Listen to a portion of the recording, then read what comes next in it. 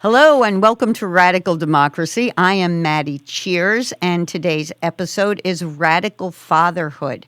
And I'm very, very pleased to welcome my guest, Keith Jowers, who I met very recently. Keith is a retired Air Force veteran. He is a retired, semi-retired law enforcement officer. He's been a law enforcement officer for 30 years. He still goes through the sheriff's office and works part-time with youth. He is an amazing human. He and his daughter wrote a book called Part-Time Dad and Full-Time Heart. I honestly do not know how you have all this time to do all this stuff that I'm looking at. He is a youth pastor, a dad coach, a financial advisor. He has a master's degree in counseling and a doctorate in leadership organization, and he has devoted his life to helping young men stay in the lives of their children, especially if they have been divorced or if they have not ever been married, but are partners with somebody who has a child whom they don't live with. So actually, Keith, I would like you to kind of tell a little bit of your story about how this all came about for you and how you started your wonderful organization, Dads for Life. Oh, well, Maddie, thank you very much for having us on today. I think you're kind of awesome yourself. Meeting you and your sister here a few months ago was a blessing to us. So I started Dads for Life really kind of by accident, and I'll explain that in a moment. I was a young married dad, years back in the early 80s, and a divorce was imminent, which I was not really wanting to be a part of, but it found me. And with that in mind, one thing kept resonating in my mind is, what am I going to do without my daughter at home every night?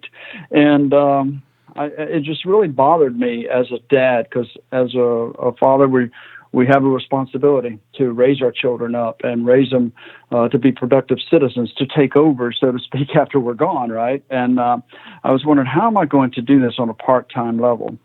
So, but, I walked out of the courtroom one day in the early 80s, and I said, Lord, I don't know how I'm going to do this, but I'm going to do this with your help, and I will never leave my daughter's side. And I chose not to on that very day.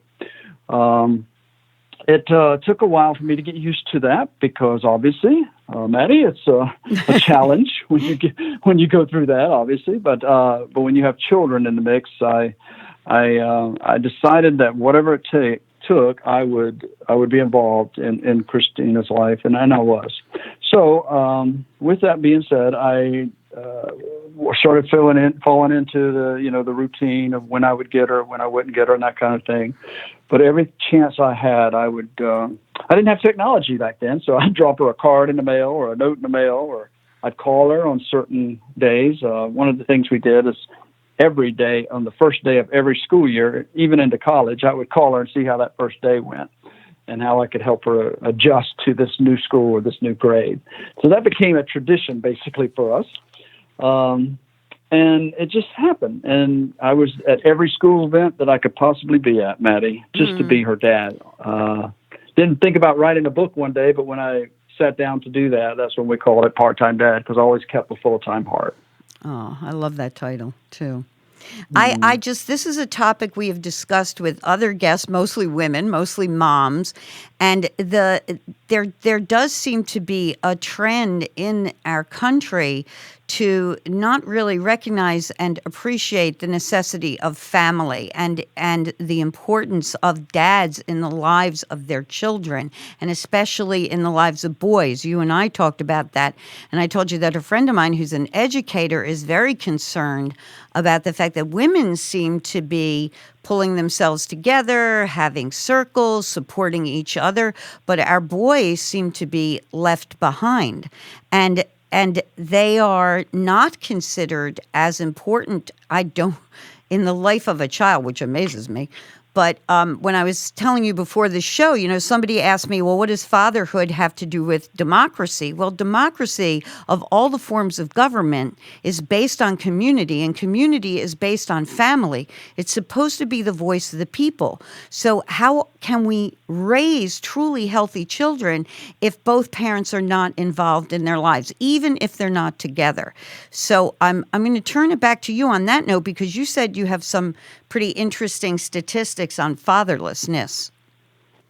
I do, Maddie, and I agree with you 100%. It has everything to do with it, because what you're trying to do is raise the next generation and keep this wonderful country going in the direction it needs to head. Because our country is the best. I've been around not around the world, but I've been to about 20 countries, and I can tell you we have a wonderful country here. But a lot of people are having a hard time realizing that. But in the family, whether you're divorced or not divorced, and I've known dads who actually were not divorced, but yet they really didn't know what's going on in their child's life. So I try to encourage them to do that as well. Know what's going on in your child's life and be involved. But when I started looking at the fatherlessness in America back in early 2000s, I was helping about 4 dads that were going through divorce or separation from their children, and it was bothering them. So I was helping them at church, and we were discussing different things, and I was encouraging them. And come to find out, they're encouraging. They needed a lot of encouragement. Yeah. When I started looking at statistics, I'm learning, Maddie, that 63% of youth suicides are from fatherless homes. Oh my I learned God. that 90% of all homeless and runaway children are from fatherless homes. I learned that 85% of all children who show behavioral disorders come from fatherless homes. Well, being in law enforcement and school resource officer for 18 years, I can tell you that a lot of that is so true. Right in the school I was at, that I dealt with those things. And it was really bothersome to me, not only as an officer, but thinking, what more could I do to invest in my child, even as a divorced father? And that's when our ministry, Dads for Life, really began in 2004. My wife and I were discussing basically, the things I'd done to help dads, and we had done together to help families. And I said, maybe I should start an organization. And I said, I wouldn't know what to call it. I just want to help a dad for life. Oh. And that's where it began. So we're in our 15th year now. So. Wow. That's fantastic. And see, and I think this has become, surprisingly to me, this has become one of the best kept secrets, or we're not even supposed to talk about anymore how important family is. And how important dads are in the lives of their children. I was talking to a friend of mine just this past week about how important his grandfather was, because he didn't have a dad around, and he grew up in a very poor neighborhood. And he said though that at that time, he's in his 50s now, at that time, like, everybody in the neighborhood came together. You had after school rec, but you kind of had everybody looking out for everybody, and you had a lot of male influence that was either directly related to you or closely related to you some way in the community. So there were older men looking out for the fatherless younger men, and that has disappeared. I recall listening to a minister on the radio talking about how in his community there are boys who just have random amounts of children. Literally, he was on the air talking to a boy who had 22 children, and he was chastising him. But then he went on to talk about, well, what have we not instilled in this child that this has become a badge of honor? And his actual words, the kid's words were, well, I need to have more kids than my dad, and my dad had 41 kids. My goodness. I was just watching a story about a dad just before we came on the air, about a dad who went through a divorce. He raised his children the best he could, right? And then, but he saw these children who were in foster homes, so he started fostering, and then he actually wound up fostering 35 children, because he said they didn't have a fatherly influence in their life, which was amazing. Right. And then he wound up adopting about 6 of them. So, it's our decision what we have to do, even as a father at home. and I remind myself of a story that a child comes home and she can't wait for her dad to get home, but dad goes right into his office and start working, and Right. so and she didn't understand that, so she asked mom, why is he always working? Well, he has, they're keeping him busy and everything, and she related it to school. She said, well, maybe they just need to put him in a smaller group, because he needed to come home and focus. And that's the thing. She couldn't get her dad to focus when he would come home. So she was relating it to maybe a smaller group, like he needs to really be focused when he comes home. And some dads just don't do that, Maddie. Right. But on a positive side, even with education, though, Maddie, I think that I remember that talking about children and fathers who are involved, they're 40% less likely to drop out of school, and they're also 70% less likely to be involved in something that's under, that's not really going to be positive for them, whether it's gangs or whether it's just getting into mischief or that kind of thing. So a father has to be involved in his child's life, whether he's single or whether he is at home.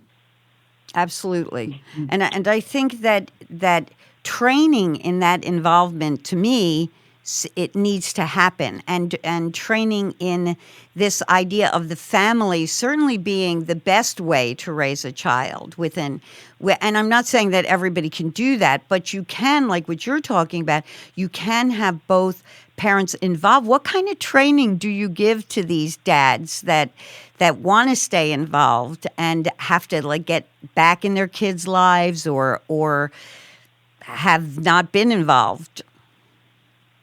Well, a lot of it has to do with just encouraging. I do a 1 hour discovery type call if some dad wants to find out how I can help him or whatever. I am a dad coach, and I'm also a legacy mentor. I try to just kind of help dads think about their legacy. And I'm not talking about just monetarily. I'm thinking about your philosophy in life and how you can leave things behind that are going to make not only your child's generation, but the generation after that, because they're going to be having children, how you can pass down things. I think we get from a lot of what we've learned from our parents and our grandparents. My studio here is called 425. And the reason it is because I used to sit on the front porch after my dad died at 11 years old. I was 11 years old when I stopped having any kind of fatherly influence at all, including, mentors. Nobody was really helping me.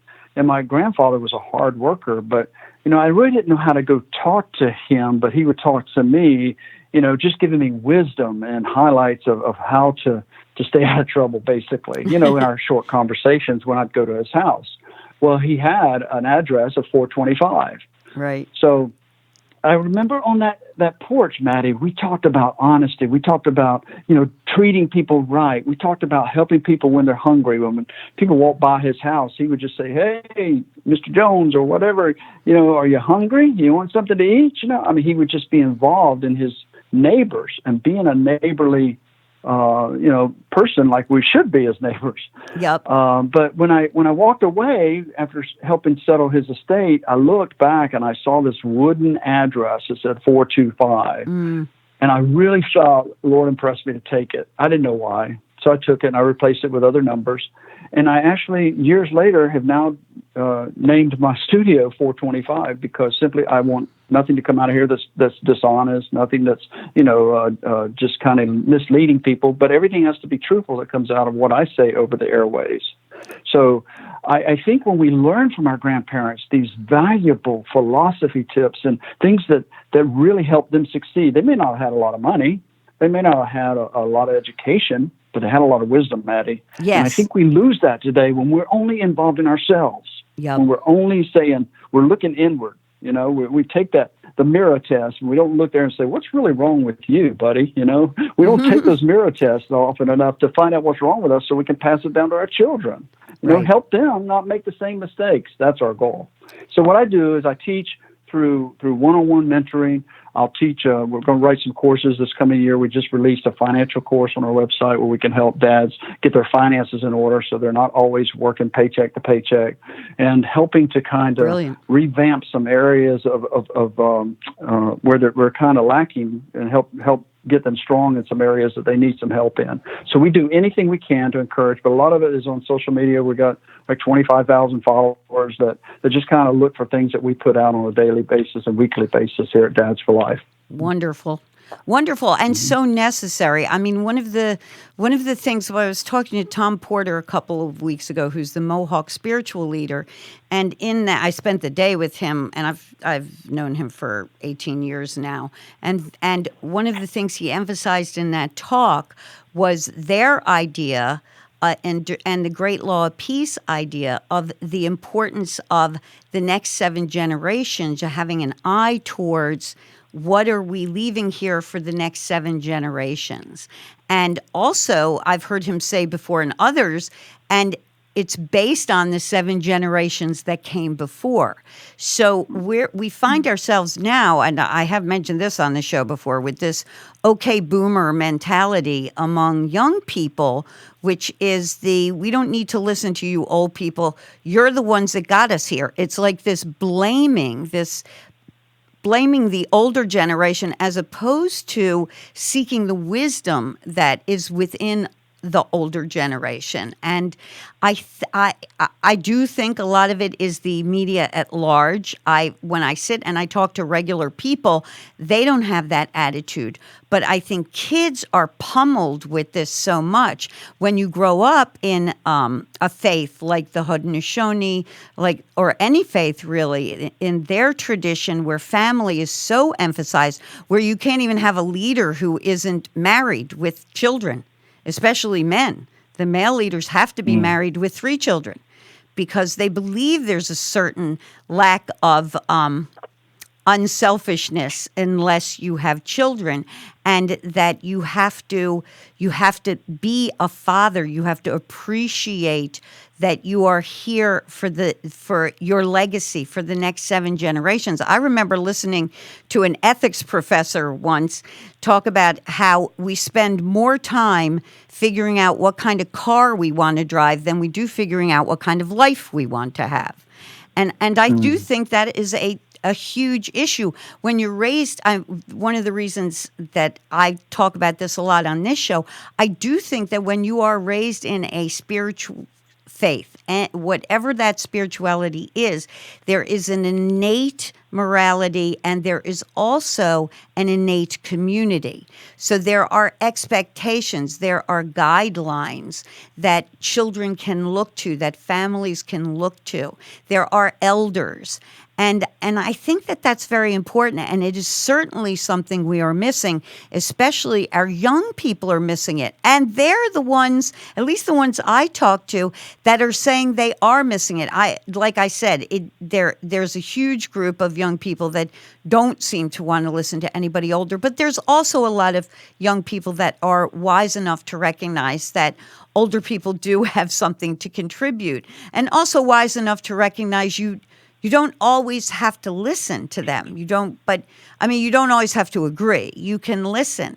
But I think what you mentioned, this idea of thinking about what is your legacy? What is it that you want left behind? What do you want your life to have meant? I just think that is beyond important. And in a culture that doesn't even like to deal with death, it has become very difficult to deal with legacy. And at the same time, we are becoming a culture that is ungrateful for what we have. We have stopped. There's a lot of us around who don't really appreciate the greatness of the foundation of this country. And one of the foundations is the Great Law of Peace. So I think that we really need to slow down and get back to some of the fundamentals. And family, fathers, mothers, all of that is one of those fundamentals.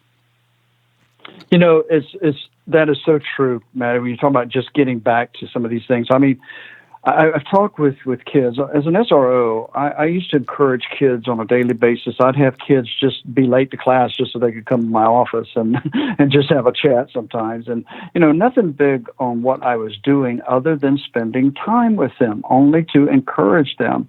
And I remember like going to I'd work sporting events, like a basketball game or volleyball game or something, and I would always encourage the kid that I saw, that I might have known, and I'd say, "Hey, that was a great shot," and then they'd say something like, "Yeah, it'd been great if my parents had been here," and I'm going like, "Really?" And I mean, do they ever come? Some of them would never attend their games.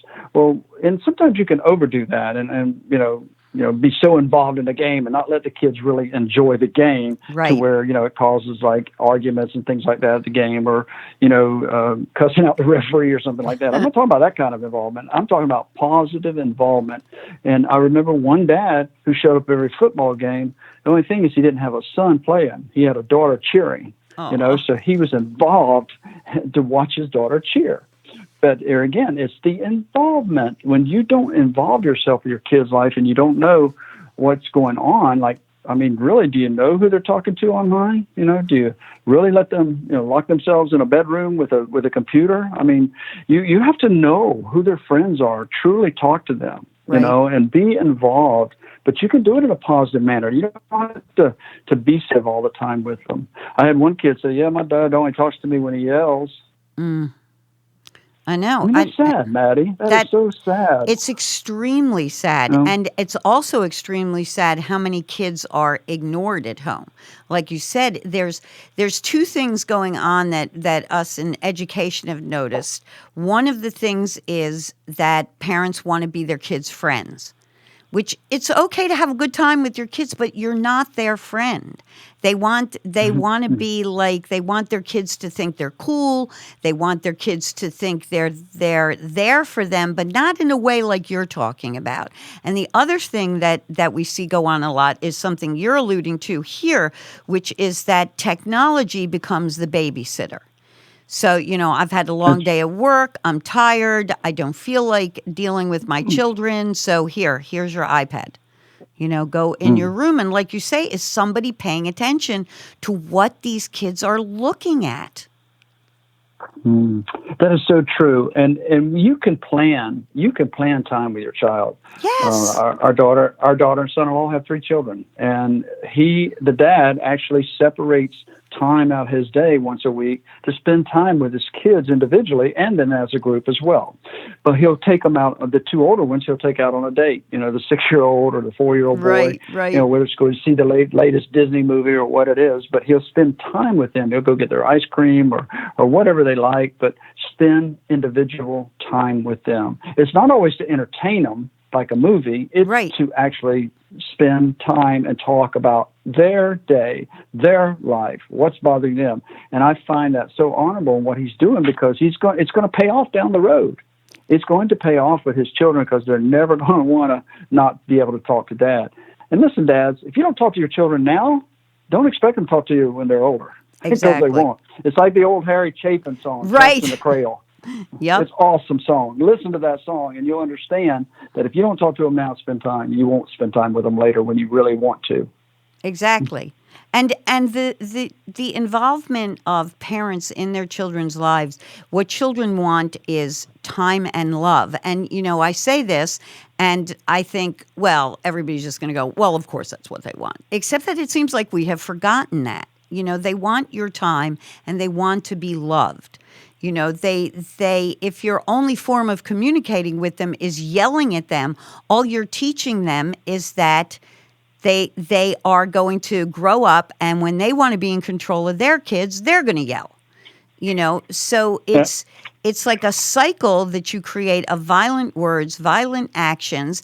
And we talk about this a lot, but what we don't talk about is its effect on the culture itself. If we are raising good people, if we are committing ourselves, and this is a big thing. This is one of the things Tom Porter talked about. If you are going to be a leader among them, you have to be in a committed marriage. The ability to make a commitment to another human being and the ability to make a commitment to your children is something that is seen as making you a good leader. Because if you're committing to your family and you're committing to your wife and you're committing to your children, you can commit to your country. You can commit to your community, your clan. You are showing people that you are trustworthy and that you can see something greater outside of yourself. And that boils back to what you said before, which I couldn't agree with you more. We are a very self-focused culture at the moment. Yes, we are. Mm-hmm. Well, you know what? When you another thing I speak on is blessing your children. You know, when you bless your children, you're reinforcing their worth and letting them know. I mean, I remember a video that was is so embedded in my mind. Is this dad driving to work every day, and he just threw the video on, and it kind of went viral for a little bit. I was seeing all these people that were loving it. He was encouraging this kid and saying, "You're going to do great into school today. You're going to really. I know you have a test, but you're going to do awesome." You know, and that kind of thing.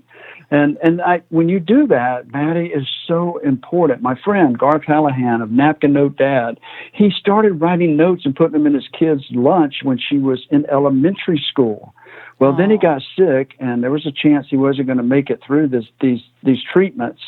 And he wrote every night when she went to bed, he wrote a note on a napkin. And he wound up writing 800 and something notes just in case he wasn't going to be there. And he asked his wife to please put one in her lunch every day after I'm gone. Oh, isn't that amazing? That's beautiful. I mean, it just gets to me when you encourage your child like that. So I just encourage dads to encourage your children. Don't be negative with them. Yeah. You can teach them, have teachable moments with them and teach them about life and bad decisions and consequences and all that. But don't put them down on a regular basis like some dads have done, because I've heard from your children and when at school and they don't like it, then it's not going to be good for them down the road. Yeah, and they're also the ones that grow up to not know how to parent in a healthy way. So Celia has joined us. Hi, Celia. And she was saying that families should also focus on gratitude and help kids see how fortunate their lives are in so many ways. And that is extremely important. I mean, we've talked a lot on this show about the research on gratitude and just what it does to you as a human being. But also it pulls you, more importantly, I think in this culture, it pulls you out of this, the only thing to be grateful for is material stuff. If I don't have the latest iPhone or I don't have the latest iPad, what do I have to be grateful for?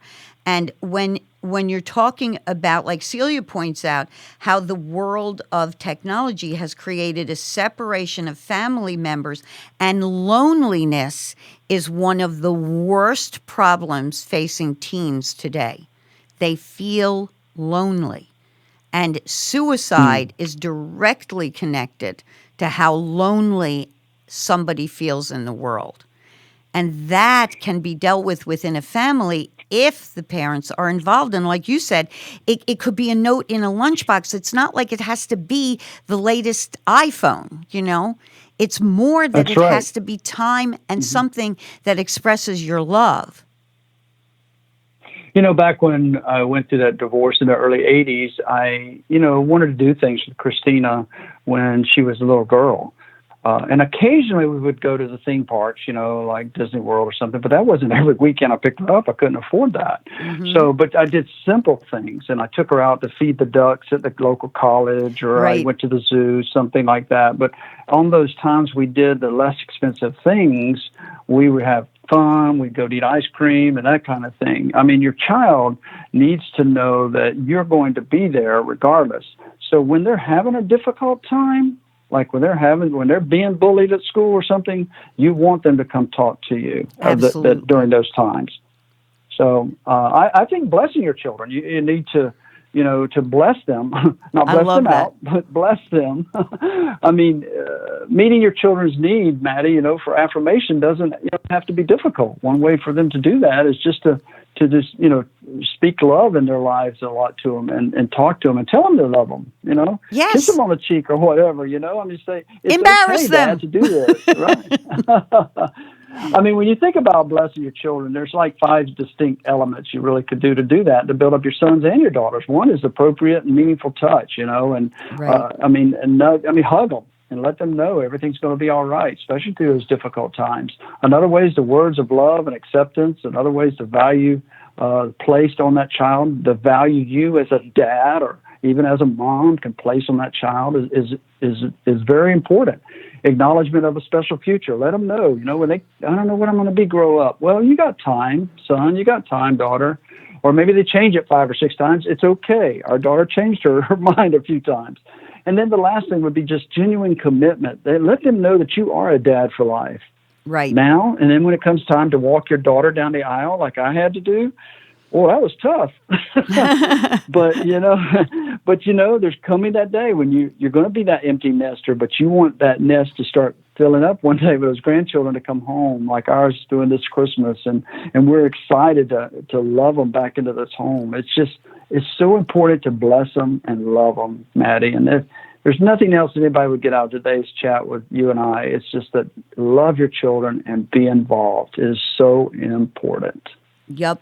And like Celia points out, you are never getting this time back. You literally are never getting it back with your children, with your grandchildren.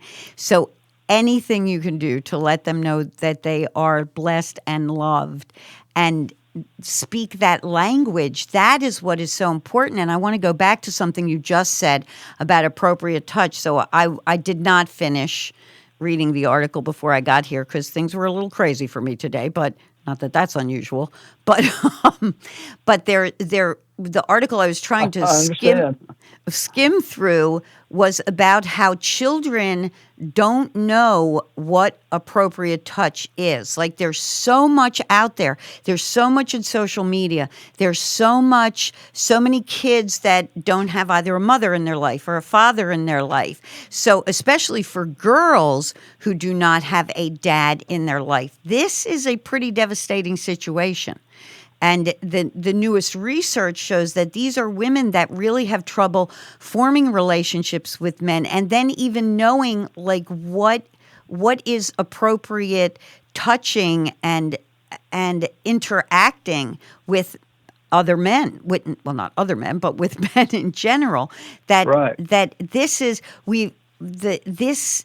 These waters have never been harder to navigate, and part of it has to do with how much is on social media. That one thing contradicts another, and young people rarely go and look at statistics, and the idea that even if you can get one girl to sit with one man who is interested in helping them. Get into a group like what you're talking about. I don't know how much outreach you do with kids and dads, but I mean, both girls and boys need to know what those boundaries are. And unless they are taught those boundaries, they will never develop boundaries themselves. And there's no better place to teach boundaries than in the family. And if your family has been split up, you still need both of those parents so that the children understand what's appropriate talk, what's appropriate touch. This is a huge problem going on with young people today. It is, Maddi, and even in the schools, I know in our district, they've started introducing courses even to the elementary kids about that because it's so, with all the stuff out there with involving predators, that kind of thing. Yeah. We're trying to get that early message out because, you just need to teach your kids this because it's so important about the appropriate touch and, but a dad and a mom, well, your touch is so important, to be there for your child. But I've seen so many children hurt, so many tears in my office over those years that I can remember certain stories. And let me just share one, if I might, is that a young girl came to my office, Maddi, and she said, would you come call so-and-so into your office? And I said, well, why should I do that? And said, well, I really want you to talk to her. And I said, okay. I said, something going on? Please just call her in and look. And because I found this note about Dad not loving her. And she showed me that. And I called her into my office. And I'm sitting there talking to her, Maddi, and it broke my heart. What I was reading in the note was how she just didn't feel like she should live anymore and that kind of thing. So And one thing the girl asked me is about her friend. She said, please ask her to look at her sleeves, under her sleeves. So I called her in there. It was a nice warm day, but yet she had long sleeves on. So I'm getting to talking to her, and I kind of felt like where this is going, but I wasn't sure. And I said, young lady, would you do me a favor? And it's kind of warm in here. Would you just roll up your sleeves? And she just had this bewildered look on her face. And I said, please do that. So she did, and she showed me that she had been cutting herself so much. And I actually counted the cuts, and there were 75 on each arm. Oh my God! And I said, honey, why'd you do this? And she said, well, I just want you to know that this is the 75 times I didn't feel loved by my dad, and this is the other 75 times that I felt like he didn't love me. And I'm going like, and how long has this taken you? She said, I've been doing this for 2 weeks. And I'm going like, wow. I mean, it floored me. Of course, I got her some help, with a professional doctor and so forth. But I went and had a chat with her dad. I won't go into detail what I said, but I went and had a real hard chat with him. And I don't know whatever become of her, but first of all, I hugged her, and as soon as I hugged her, she just started crying, Yeah. And I said, it's going to be all right. I said, we're going to go get you some help today. And so I had to do it, by law, I had to do what I had to do. But the thing is that dads, we have to love our children. We have to show them that we love our children. And moms the same way, because we have a lot of single moms follow what we do here at Dads for Life, Maddie, because they're pulling both roles. That's what one mother told us. Yep. She said, I'm pulling both roles. I need to know what to do on the dad's side as well. And that breaks my heart, because that means there's no positive male influence in that child's life.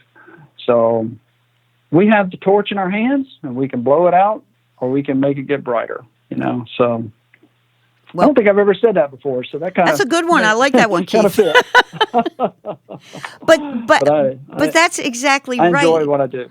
I can tell you enjoy what you do, but it's important work too. I mean, when you grow up in a close-knit community or a very close-knit family, and there are people to replace a missing parent or even an abusive parent, and then the problem isn't as severe because there is somebody there that cares, an uncle or a cousin or a grandfather.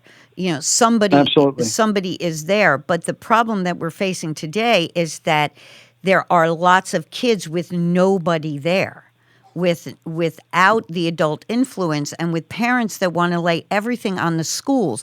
I work with a lot of teachers, and most of the teachers I work with are wonderful, but oh my gosh, to expect them to not only teach your kids, but raise your kids and make them feel secure in the world, that part is not their job.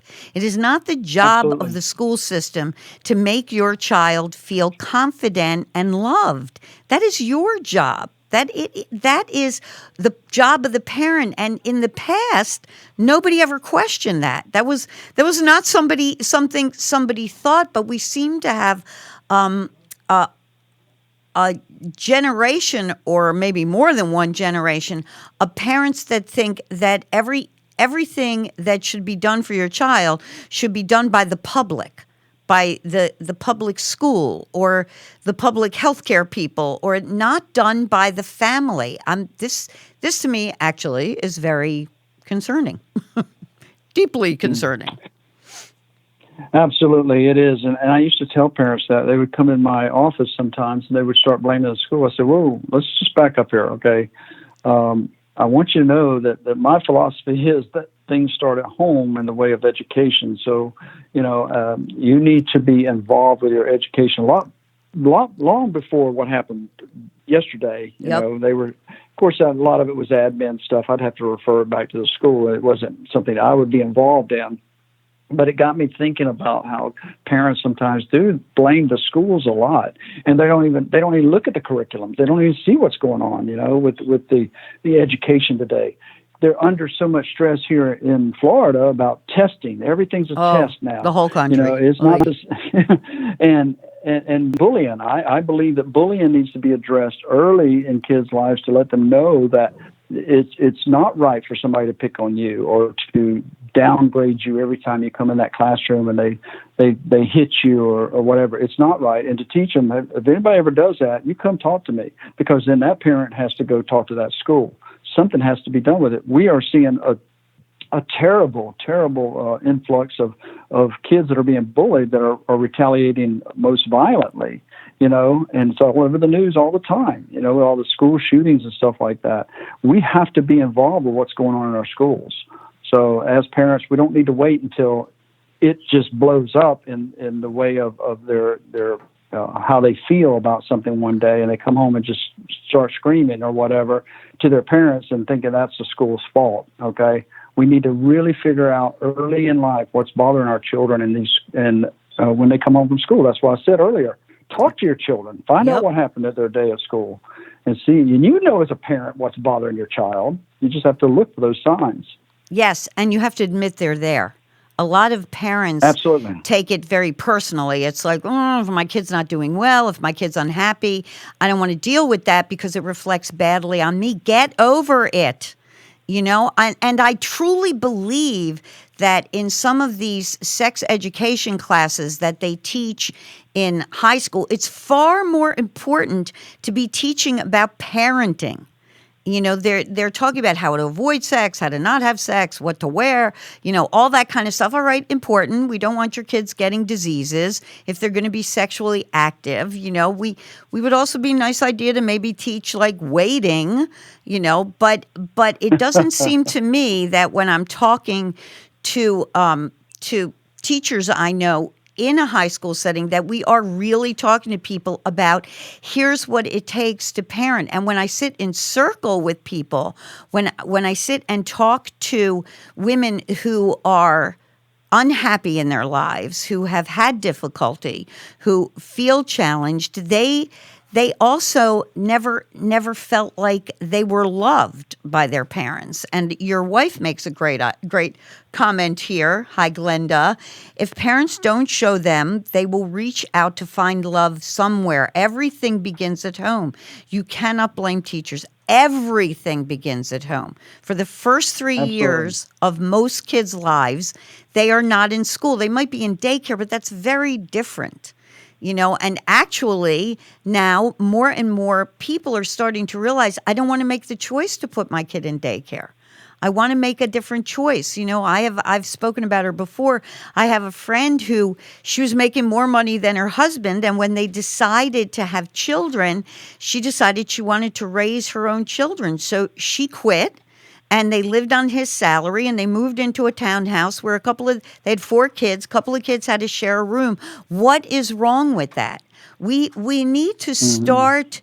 What I feel like we are not telling young people is that there are options out there. Like the ethics teacher said, there are choices you can make about how you want your life to be, what you want your life to be, that don't have to do with money. Certainly, there is a tremendous amount of pressure. People want to live in the right school district, and that often requires money. But if you go all the way back, what it requires is a political movement to get property tax out of funding schools. It's not just a sound bite. It requires people to sit down with each other, listen, talk, and come up with solutions. Your group is a solution. So if we're going to talk about how are we training boys to ultimately become men who don't have fathers around all the time, we need to talk about what you are doing. And we need to say this needs to be modeled in other communities. And how do we get that model out there? Not just saying we're going to throw a bunch of money at it, which is what the government does. Of all the people that should not be responsible for fixing this problem, it's the government. Because their solution is always to throw money, and money does not solve this problem. And then it gets bureaucratic, and then you've got all the bureaucracies and all the bureaucrats figuring out where the money goes, and the money doesn't really go to forming the groups like you have formed. What it takes is an inspired individual to say, I'm going to form this group, and then it takes the rest of us to go, whoa, let's look at Dads for Life over there. We've got this huge problem in our community. Let's go look at what they're doing. Let's see if this can be replicated. Let's talk to Keith Jowers. And that it's got to start with us. It's got to be we the people. And the one thing about it is that, all the answers, obviously, we've become a resource for, I know organizations that if I can't help a dad or a group with a problem, I can refer. It's what I've done is just, I didn't start out there. Oops, we're losing you a little, about Keith. 4 dads, and now, do what? We just lost you a little bit.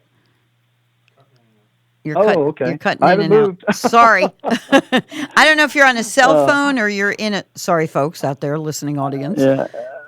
Oh, I was just saying that we don't have all the answers here, but we try to find answers for men and organizations that we need. I mean, we're going. I mean, we've got others in organization in through our Dads International over in Argentina. So fatherhood affects the world. It's not just here. It's all over the place because it's so important. I mean, let's just think about that for a minute. What did we learn from our dads? What are we learning from our dads? Mm-hmm. Or maybe if your dad has passed on or something, then what did you learn from him that's good? You can't learn everything bad. Something had to be good, I would think.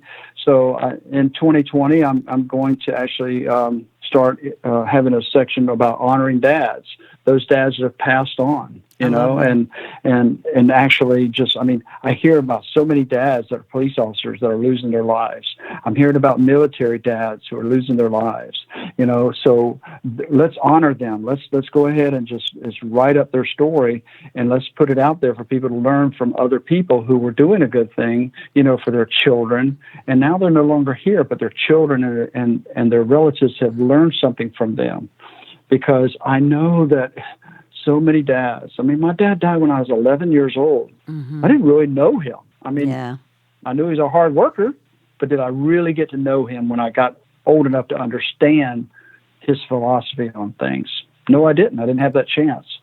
So, but anyway, I just do what I can to encourage a dad or a mom, and encouragement will take you a long way. But at some point, you got to pick up that mantle and run for it yourself, Well, and I think that's exactly the point, is that nobody can pick up the mantle and run with it for themselves unless they've been prepared to do that. I mean, when you have like the dad you talked about earlier, who can't relate to their daughter, their daughter's gotten into this horrible position, something happened in his childhood.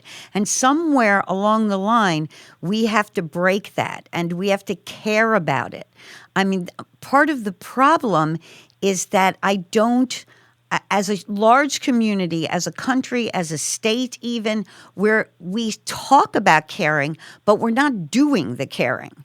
It's a nice political soundbite, but it gets people elected talking about it, but nobody's doing about it. And the thing is that things need to be done. People need to take responsibility and try to get into the lives of these kids. And certainly there are plenty of people doing that. I mean, there are lots of people like you who have dedicated their lives to these forgotten children and are trying to make their lives better. But we as a culture I think we need to shift the way we deal with our children away from bureaucracies and away from public schools and look more at what the community has to offer. And it's like Celia said, and again, back to Glenda, that everything begins at home. You have to talk to your kids. You have to listen to them. You have to be aware of what's going on. You can't just ignore it. And I think it's hard. It's very hard. I'm not saying that I'm not a parent. I'm a fabulous auntie. I'm the one that spoils everybody and a tremendous great auntie. But, I am not a parent. And believe me, I totally recognize how hard it is to do the things you need to do, earn the money you need to have, and still raise your children and spend time with them. But I do, fortunately, knock on wood, in our family, see a lot of our young people that do that their kids come first. And I think somebody needs to tell people that if you're going to make that choice, your kids have to come first. That is a choice you are making, not just for yourself, but for your child and the entire community and the entire future of our communities and of our world. I mean, it really, it is the ultimate choice in legacy, is to choose to have a child and to raise that child so that they are happy and loving. And it takes time. It doesn't mean you're going to have to set aside things you don't. I chose not to have children because I couldn't make that choice to be that unselfish. I mean, that's flat out it. I had all this stuff I wanted to do, and I couldn't figure out how to do it and have kids at the same time. But I'd rather see people. I'd rather see people make that choice than make the choice to have kids and then ignore their kids. So I think we need to be talking to children at a much younger age, in high schools and in maybe even middle schools, about what goes into this choice and why are they making it. You know, I it is so true. When you talk about legacy, you think about, people think about, oh, it's a gift or money. I don't have no money to leave or whatever. And then they'll talk about, oh, it's like, I just don't know I don't have anything positive I can leave somebody. You do, if you think about your life.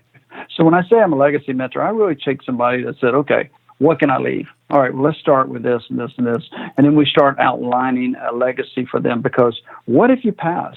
Right. I see a lot of dads that just, the men that'll pass and their family knows nothing about anything or what their wishes were. Right. I went to a funeral of a student's dad one time, and I heard one of the family members say, I just did whatever I knew to do because he didn't leave us no information on what to do.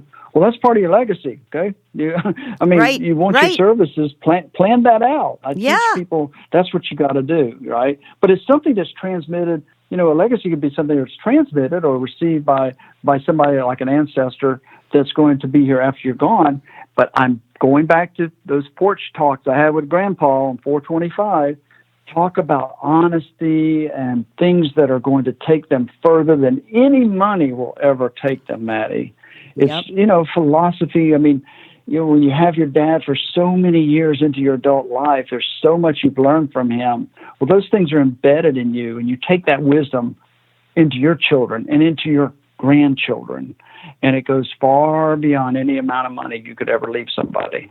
So build a legacy, folks. That's what my point is. Well, it's funny you would say that, because when I took a course called The Art of Dying, and we talked about when people are at the end of their life, that it's like I said earlier, this is a difficult culture to hit the end of your life in. It's, I'm fortunate enough to work with a lot of American Indian cultures where elders are honored, where people are looking at legacy, where people are trying to leave something behind for their tribe or their nation, where that's really important and honored. One of the things that we talked about in that course was that how many people get to the end of their life and it's the first time they've ever asked themselves, what am I leaving behind? And with people with children, that the first thing they think about is, what did I leave my children? Did I raise them well? How come that one's a drug addict? How come, and they go through this tremendous depression because suddenly at the end of their life, they are saying to themselves, wow, I really messed up, or wow, I didn't talk to them, or wow, and it's too late. It's too late at that point. And while you can be a death counselor that's going to help somebody write their book, write their legacy, leave their wisdom. I think it would be better to write the book earlier, like what you're talking about, like what Glenda said about leaving parents resources. And those resources come from people who have been parents. Like Celia says, that, you don't have to have kids. You have them if you want them. And if you're going to have them, the second you have them, you should recognize that your legacy is them. So the commitment you make to them is a commitment you make to yourself, and it's a commitment you make to the community. It's what keeps us all together. It's our value system is transmitted through our families. And this nonsense of making fun of some of these old values is just nonsense. I mean, these values of caring about your family and caring about your community have been with us since there have been people. And we function much better. I mean, people hate when I say this because, we're now all into this global, God forbid, government thing, but people function better in smaller groups. They do anthropologically. I'm married to an anthropologist, and he will tell you, as will historians, people function better in smaller groups. And if you can build that group up from a family basis, then your communities are healthy, and that leads to healthy governing. It's the source of everything that is healthy. So if we have a breakdown in parenting, it's great to have people like you that can come up with these resources for people. So I only have a couple of minutes left, Keith, and I'm hoping you'll come back on again. But I want you to tell folks, give us your website, where can they find you, what's out there, give us book title, whatever you want to give us in the next couple of minutes. Tell us about. Oh, well, thank you, Maddi. One of the things that I'm trying to get across is that you connect with your child, simply. We wrote a book called Daily Connections, and it came from all the connections that I made with parents and children when I was a school resource officer. It's out on Amazon. But also, even in law enforcement, teach your kids young that policemen are not their enemy. There's so many people out there. I mean, I saw the media that was just tearing down our profession. So I wrote a couple officer-friendly books called Meet Officer Keith, and then one Meet Officer Keith and his Canine Friends, and I talked about dogs and how dogs are here to help with service as well. But our website, you can just go to my name, keithjowers.com, or dadsforlife.com with the number 4, and you can find everything we're doing. We do a couple we do podcasts. It's right there on the front page. You can listen to some of the stories that we did, like recently, the 2 survivors from Hurricane Dorian that were in their 80s. It was an amazing story. So that's there. So anything I can do, you can reach out to me at dadsforlife@gmail.com. And if you know a dad out there that would like a discovery call with me, well, he can reach out and apply for that right there, and there's no charge to that if I just talk about fatherhood. So look for some of the things we're going to do in 2020, because we've got a new vision coming with us in 2020. We're excited about some of the things to be developed, but I really appreciate you, Maddi, and your team there at Strong Island Radio, and everything you're doing to help others. And just thank you for talking about fatherhood, because it's important. It's so important. And I do want to get you back on to do more about establishing better relationships with the police. I think I had mentioned that to you before today's show, that last week we reviewed the movie Queen and Slim, and we talked about the difference in cultural perceptions. But also and I'm going to have your friend on that you suggested that runs the Police Athletic League. With that, I told you about my other friend who was telling me that, who's in his 50s, who was talking about how, when he grew up in a poor Puerto Rican community in the Bronx, though, they had a Police Athletic League. They had good relationships with their officers, and it's hard to tell where all of that has broken down. But that will be another discussion for another day. So I want to thank you so much, Keith, because you're a solution person. And one of the things that we did mention last week, one of the things the young women reviewing with me said is, what is the solution? And this is where wisdom comes in. To so many of the problems that young people face, they can turn to older people, and there is great wisdom for the solutions that they need. So thank you, Keith. I cannot thank you enough. Thank you. Well, thank you, Maddi. And thank you, Glenda and Celia and everybody else who listened, Carolina and her husband. And Bobby, thank you so much. Again, Bobby Lacera and everybody at Strong Island Radio and Strong Island Entertainment. Check us all out. And I want to wish you all a wonderful, wonderful holiday season. Whatever you are celebrating, just celebrate. There's lots to celebrate, lots to be grateful for. And I wish you all, as always, peace, love, and gratitude. Thank you all.